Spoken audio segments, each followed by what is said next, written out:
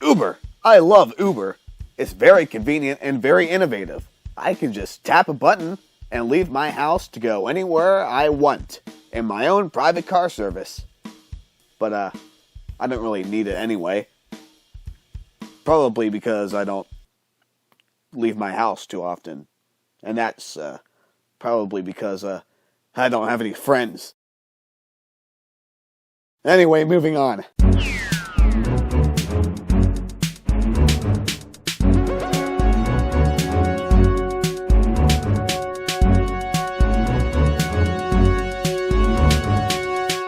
So, Uber has been getting a lot of crap recently because, you know, the legality of it is really weird. You know, who would let a complete stranger without any proper credentials drive you places? I mean, they could be a rapist or a murderer or an Asian. I turn now. Good luck, everybody else. Just kidding. Most of the outrage here has been coming from people that you carpool with, complete strangers like Uber drivers, except they have credentials for it. I'm talking about taxi drivers.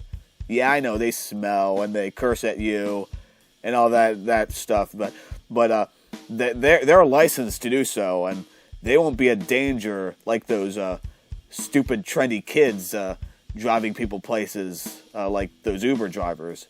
And they have been really outraged about this, like I've been saying. Like in Paris, they burned the whole place down because they were so angry. And I'm not saying ISIS drives taxis. This thing happened a while ago in the summer before the Paris attacks. So this kind of stuff has been happening a lot recently in major cities around the world that have large taxi services. Like New York and... the anger has been happening in a lot of cities. Just believe me. I don't really do my research before these videos. But yeah, Toronto has been having a lot of outrage happening over there by their taxi drivers. And you'd expect these taxi drivers to be nice. Like, oh, can I give you a ride, eh? Like that kind of stuff. Actually, these taxi drivers in good old Toronto, Canada have been pretty much jerks recently. Just look at this behavior right here. As you see here, the taxi drivers of Toronto are protesting the supposed monopoly Uber has been having over their transportation services by doing what they do best for the public, being a huge inconvenience. So in order to get the profits and customer attention they so well deserve, they block traffic in Toronto, probably during rush hour. Very good job. Very good Why? Why are you doing? What are these taxi drivers expecting to earn out of this? By blocking traffic and making people think, I'm going to be late to work and my boss is going to kill me because of this jam right here. That means that I must probably take a taxi instead of my own car or an Uber because they know how to benefit the public and get me to my destination in time. Causing major confusion and delay just speaks hospitality and service to me. And I can tell these transportation warriors want to get their point across to the citizens of Toronto. That speaks dedication, even if they're willing to risk lives. Wait, risk lives?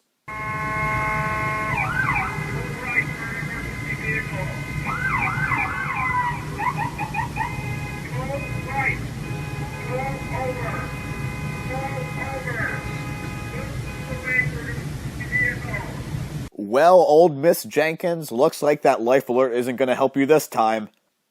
If you thought this sticky situation was messed up enough, well, take a gander at this. You can't help me, man. You don't have nothing, man. This guy got no insurance. This guy, piece of no license, nothing. A humble taxi man in his natural habitat, the road, protesting against the evil empire of Uber.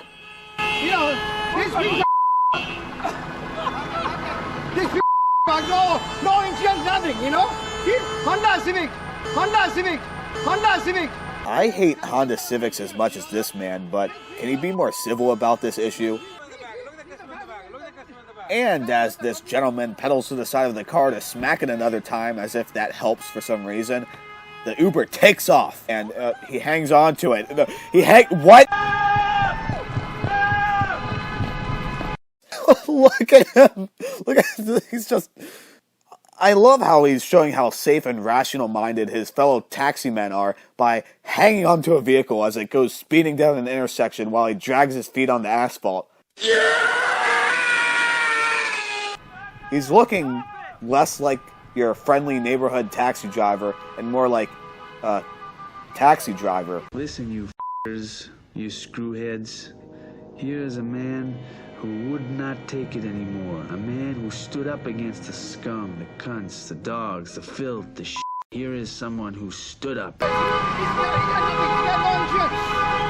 no insurance, I'm telling you. Why would you do that? He's just engaging in political participation to get his voice heard about the dangers of the evil corporation of Uber, while he endangers himself and others. I'm telling you. Why would you do that? No, he doesn't.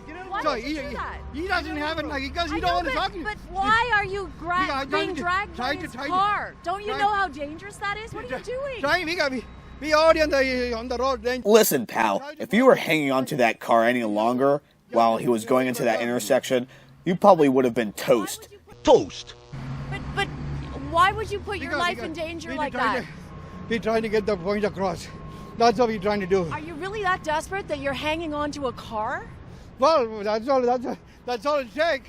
I thought this guy really followed the law. Yeah, and I was following the law like a good law-abiding citizen I am by throwing myself into incoming traffic. You probably would have been toast. Toast. That's all it takes. I thought this guy. I thought he was good that day. He was good. I told him to stop it. Look, you already proved a point here. That taxi drivers shouldn't be trusted when compared to Uber drivers. Well, that's the end of this installment of my weekly or daily or per 3-day crappy rants and stuff about internet and yeah. I'm gonna go cry to myself now.